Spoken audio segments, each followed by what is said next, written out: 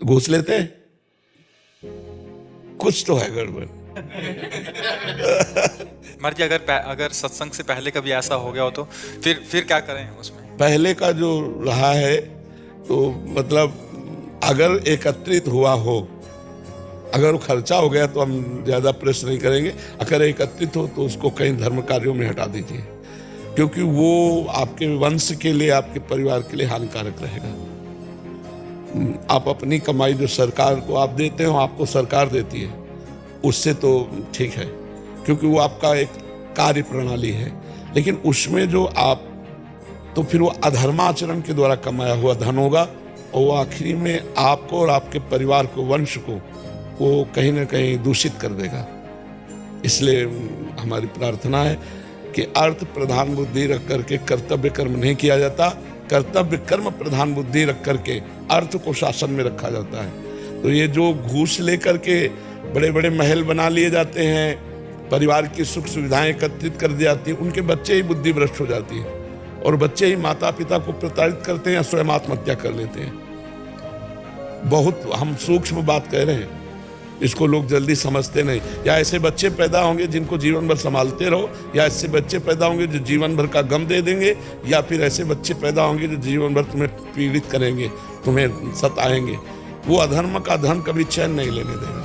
महाराज जी, आज ही एक प्रश्न था, शायद इसी विभाग से था, उसमें कह रहे थे कि उनका बच्चा है 8-10 साल का, वो मतलब एकदम मानसिक वो हो गया उसकी, शायद इधर बैठे हुए हैं। अधर्मा आचरण किसी को बख्शता नहीं है, पक्का समझ लो।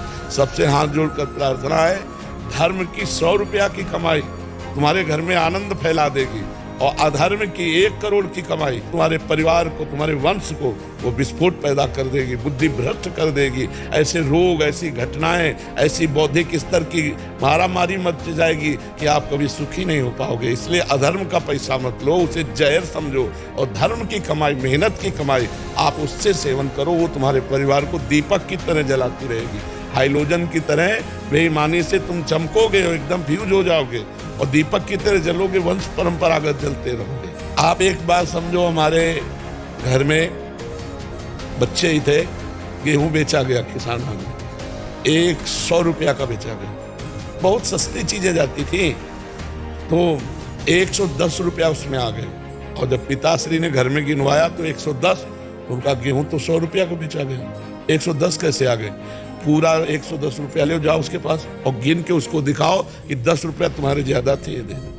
जब दे के वापस आए, उस परिवार में पले हैं जहां 10 रुपये बेईमानी के, अब वो तो दे दिया था, अब उसको क्या पता कि 10 ज्यादा चले गए, लेकिन उनका नहीं, पूरे 110 लेके जाओ, गिन के दिखाओ कि आपके 10 रुपया ज्यादा है, दे के आ जाओ। ऐसे धर्मात्मा परिवार से, मतलब पूरा परिवार भगवत मार्ग में। क्यों? क्योंकि ऐसे संस्कार डाले गए, ऐसा धर्म की कमाई खाई गई कि सबकी बुद्धि भगवान में। तो आपका आचरण आपकी संतान पर प्रभाव डालेगा।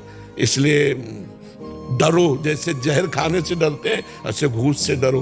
किसी भी विभाग में कोई हो, हमारी जो बातें सुनते हैं, हम हाथ जोड़कर प्रार्थना करते हैं, ये जो अधर्माचरण के द्वारा पैसा लिया गया है, ये तुम्हारे परिवार के लिए बड़ी हानिकारक होगा। अभी आपको बड़ा अच्छा लगता है, वो सब हानिकारक है। मेहनत की कमाई अपने परिवार को देना, अगर भूल से अधर्माचरण आ जाए तो उसको बाहर फेंकिया ना, गौशाला में, कहीं किसी ऐसी जगह, जैसे बहुत से जिनमें फ्री दवाइयाँ होती हैं मरीजों, उनमें दे आवे। वो घर ला के ना दे, घर तो अपनी मेहनत की कमाई लावे, उनका कभी प्रयोग ना करे।